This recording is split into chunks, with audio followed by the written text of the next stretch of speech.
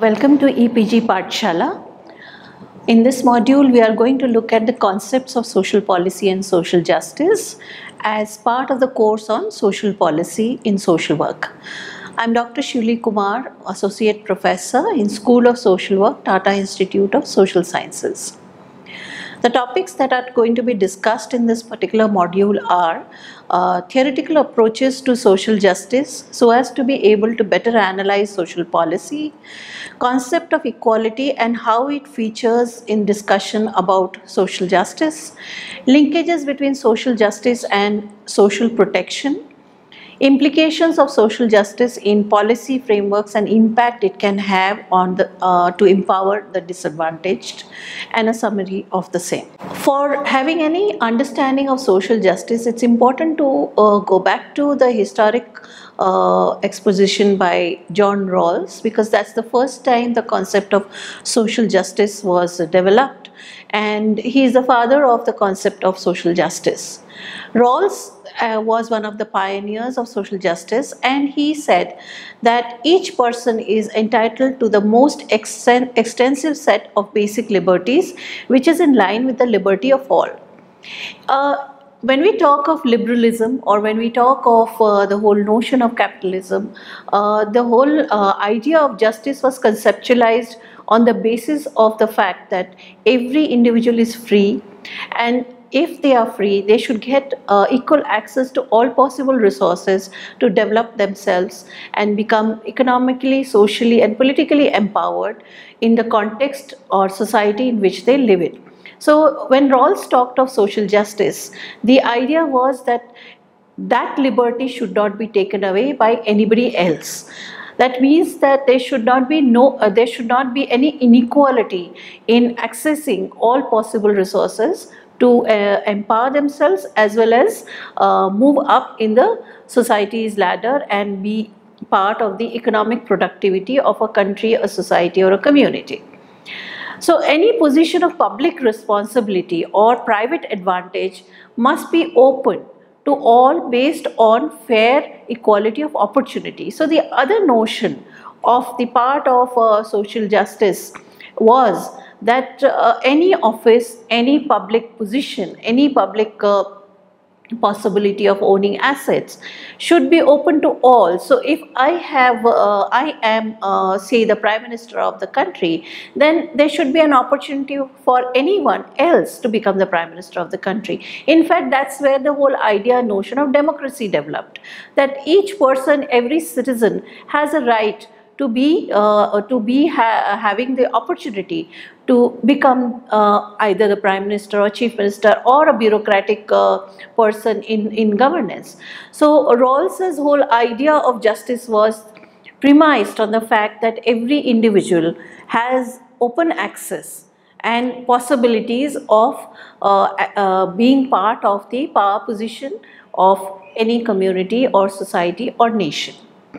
Inequality in distribution of primary goods such as income and wealth, among other things, may only be permissible if it serves to give advantage to the weakest section in the society. So if there is inequality in any given society in terms of distribution of goods and resources, then it should be done to ensure that the weakest of the society who does not have such goods gets the benefits of such goods or is able to access those goods. So in that case, there should be a form of redistribution, is what was propounded by Rawls in his notion and concept of justice. Rawls's conception of social justice is developed around the idea of social contract.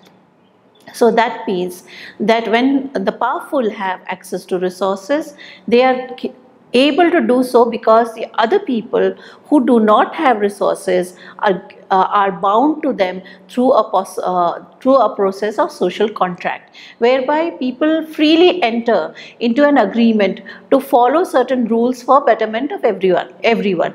In that sense, that all people in a community or a society decide that these are a few people who should be able to ensure justice for all. So in many ways, again talking about democracy, but not really saying so in his conception of justice.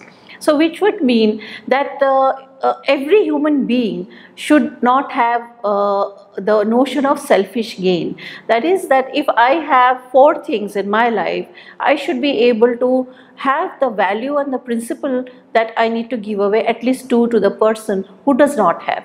So it is premised on the notion and the value that every human being will imbibe the notion of equality. Redistributive claims which seek fair distribution of resources and goods is very important and as a key concept in Rawlsian notion of justice.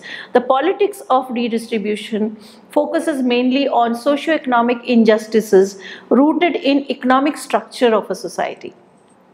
So Rawls essentially spoke and brought forth the whole idea that there is inequality in redistribution of economic resources, but it is essential when we talk of justice or social justice that such goods, if they are too many with too few, it needs to be redistributed to those who do not have. So it is a basic understanding of social justice that Rawls propounded, and he also believed that everybody should have the basic human value of believing in inequality. Politics of recognition is that a goal to create difference in politics of recognition of these differences is something that is a key to social justice. This targets cultural injustices rooted in social patterns of representation and communication. So, for example, the feudal society always perpetuated hierarchies based on economic distribution of resources. So, the premise was that the capitalist mode of production would ensure that redistribution happens and there is fair play and people are able to exercise their agency to be able to access all possible resources. There would be no barriers and all the cultural rootedness of injustice would be taken away and those barriers would be done away with. So the understanding by Rawls was essentially talking about the human value of recognition of redistribution, of oppressiveness and of injustice that is existing in the society. Rawls was disputed and certain elements of Rawlsian notions were questioned by Amartya Sen. He came up with the idea of capabilities approach and he went on in many ways to deepen Rawlsian notion of social justice. Sen suggests that evaluation of an individual's life must be done so as to determine whether they qualify for state support or not and must measure their capability to function rather than by measuring what resources they have. So for example, if a woman is a widow and she is a village woman, she is living in a rural area, she may have a piece of land, but she may not have the wherewithal to actually cultivate that land because either she lacks the skill or her familial construction does not allow her to till that land, or she is not able to access and use that land because of the hierarchy in the society and the feudal system wherein upper caste men do not allow her to till that particular land. So, or there are cultural constructions that a widowed woman cannot sow or till a land. So there may be many dimensions to her life which does not allow her to use the resource that is already with her. Here Sen therefore differs from the Rawlsian notion of social justice and he takes it forward to say that despite having a resource, she may not have a capability of actually using it. A functioning is what a person can do or be, and capability is the freedom to achieve a functioning. So again, going back to the illustration, the widowed woman perhaps does not have the freedom to achieve a complete functioning because she is not allowed to do so because of the social construction of being a woman, a Dalit, and perhaps also being poor. Additionally, a person's capability set is the alternative sets of functioning that they are able to achieve with their resources and opportunities. Therefore, it is not one single set of functionings that one is talking about. So the same widowed woman perhaps may have land, but she may also not have the tools to till the land, or she may not have the income to buy the inputs, or she may not have the wherewithal to go to the market and sell the produce. So there is an entire set of capability which she may not have, and she may not be able to convert it into opportunity. But if she does have those opportunities, she does have all the assets required for agricultural work, and she is also allowed to do so in her own way, then perhaps her capability will be enhanced and she will be able to gain freedom and possibilities of better income and better status in the society. Therefore, social justice also needs to be put together with the notion of equality and the concept of equality. So what is concept of equality is the next understanding that we go ahead with. Social justice legitimizes a principle of redistributive equality. So when we talk of social, we are talking of this understanding of society which is inherently unequal. It can be unequal because of the resources that are available in the society, or it could be unequal because the resources are acquired by some and are not available with others due to maybe various differences of gender, caste, religion, even region or geography. So in that case, it is important to ensure that when we talk of equality, we are also talking of redistributive equality and not just equality as sameness. So we understand that there is a difference between men and women.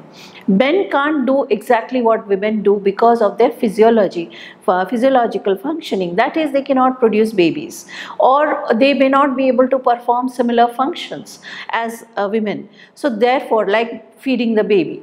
So in that case, if this is a difference, then we need to also understand that this difference creates inequalities for women, and thereby we have to ensure that certain resources need to be redistributed to women, and therefore affirmative action comes into the forefront, and that would be really equality. So we are not talking of equality of sameness only, we are also talking of redistributive equality, therefore indicating a fair allocation of income and monetary resources. Again, when we talk of redistributive equality, the whole notion of income may not be the same for everybody, but it should be adequate for anyone to live a good standard of life as well as live life with dignity. These are two important dimensions when Sen talks about redistributive equality. A socially just distribution is primarily concerned with the availability of material resources so that a person can live a life of dignity and also be able to overcome disadvantage and flourish. So if certain segments of the society are provided special measures, then those special measures should be provided in a manner which is not indignified, and the person's self-esteem is not hampered, and the society also regards this person with dignity and respect in the next phase of his life, where he is able to garner adequate income and adequate standard of living. This then gives rise to equalizing policies. Therefore, when we understand the concept of notion like this, then we also need to ensure that policies should look at how do we equalize the inequalities that are existing in different societies. That means modifying distribution through the provision of welfare benefits. So by using capabilities approach given by Sen, we are also seeing how welfare benefits reach out to the most marginalized and the most invisible in the existing different societies. Therefore, how do we look at social justice and social policy? That takes us to the next step, is that largely the focus on social policies should be to promote equality of opportunity. Now, even when we talk of equality of opportunity, it is essential to know that who and what are we talking about in terms of opportunities. To further problematize the notion of opportunity, what is it that is opportune for, say, a man who belongs to an upper caste would be to get good college education and get a job.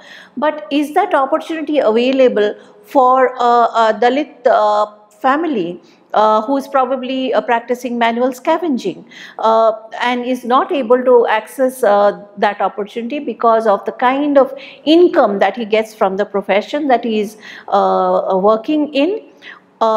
Also the discrimination that the family is experiencing, and social barriers which prevent them from sending their children to school.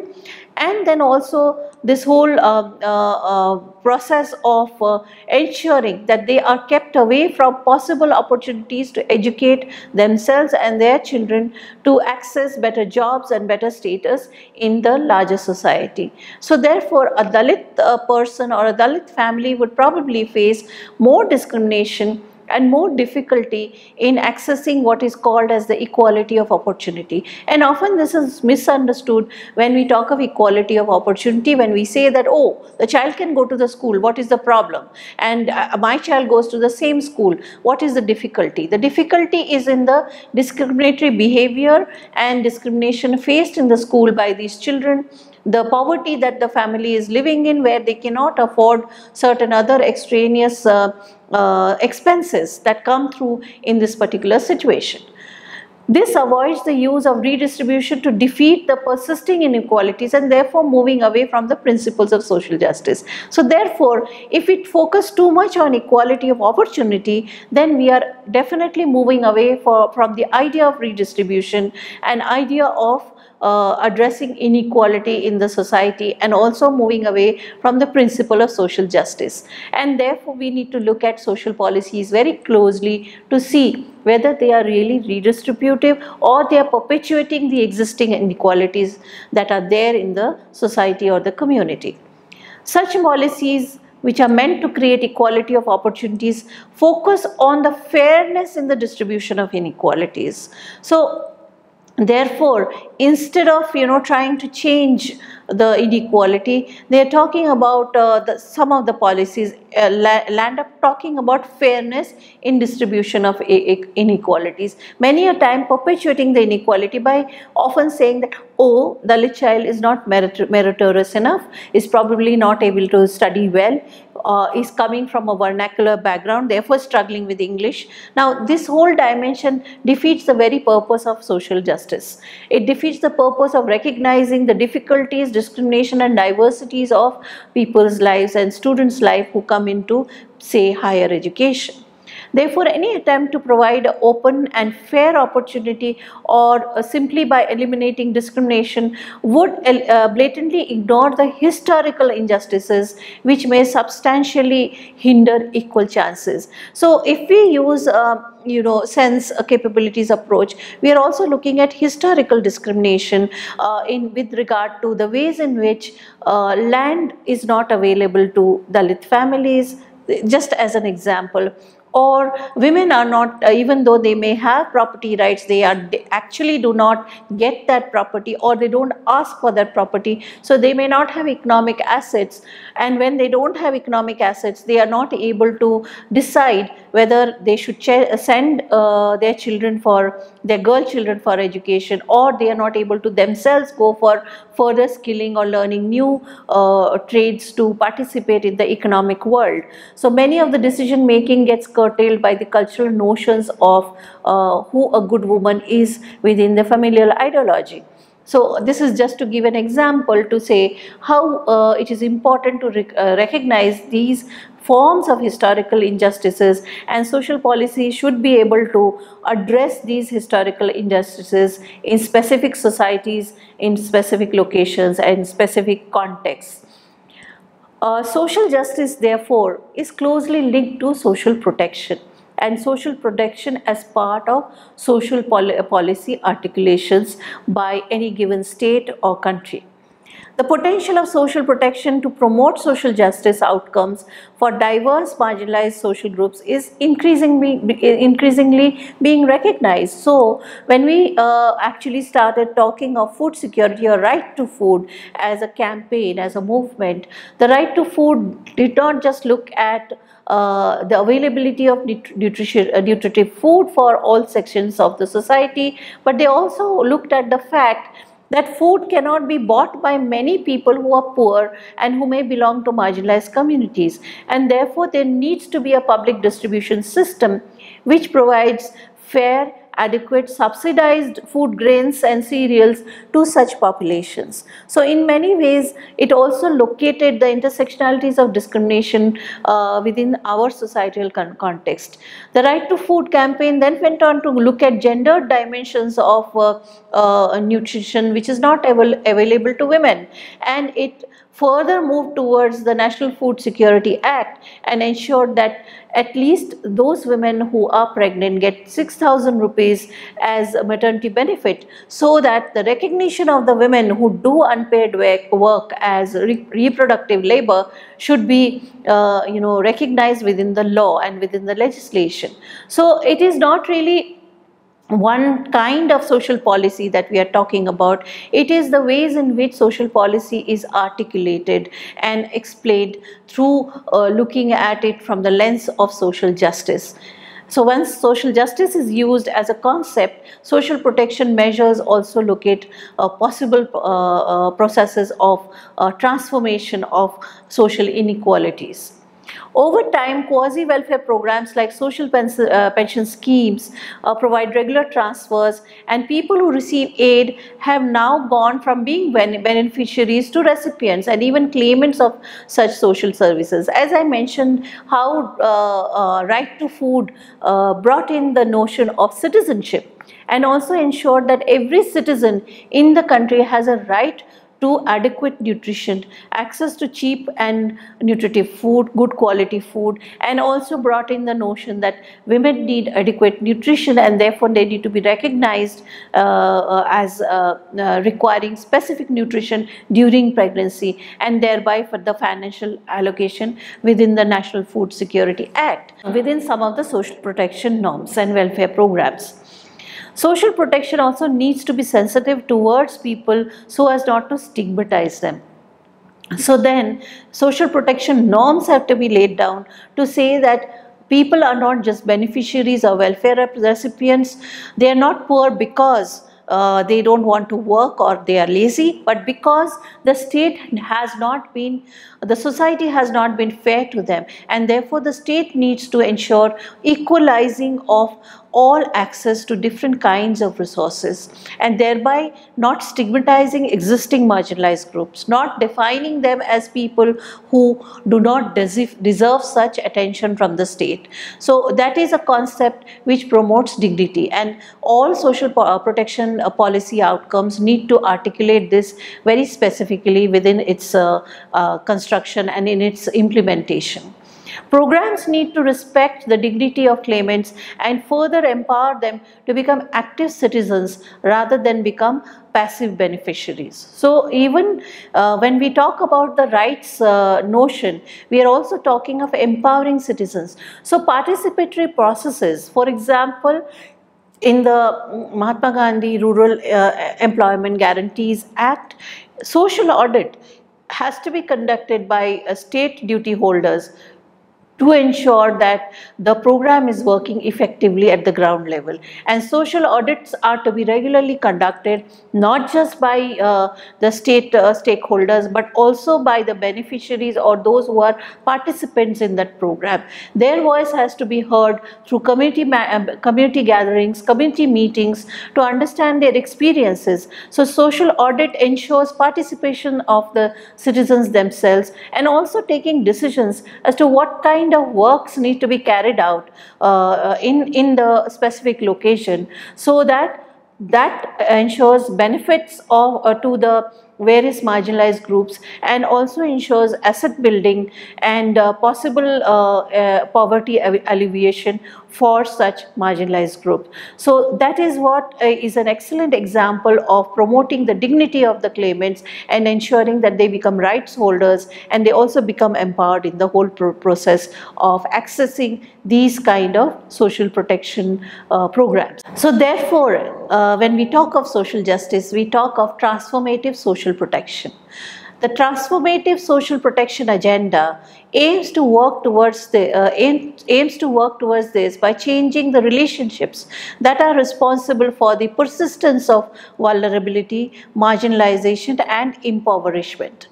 Therefore, it means that we constantly engage, the policymakers constantly engage with the systems itself. So, for example, if in a village, the Gram Panchayat is a Sarpanch from our upper caste background, the Sarpanch is accountable and has to be constantly asked whether all the benefits are reaching to the most marginalized and the weakest person in the villages where his jurisdiction lies. And there is a governance mechanism and check and balance that needs to be done all the time to ensure that the benefits are reaching out to whom it is meant for.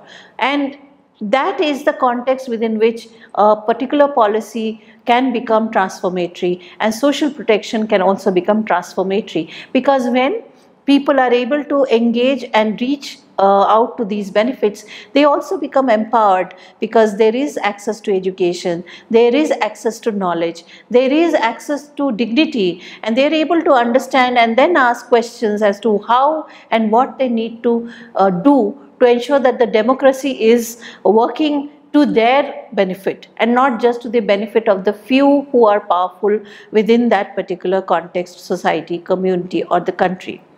Social protection must therefore focus on empowerment, both as a process as well as an outcome in achieving social justice, so that empowered individuals are able to make strategic life choices and increase their capability.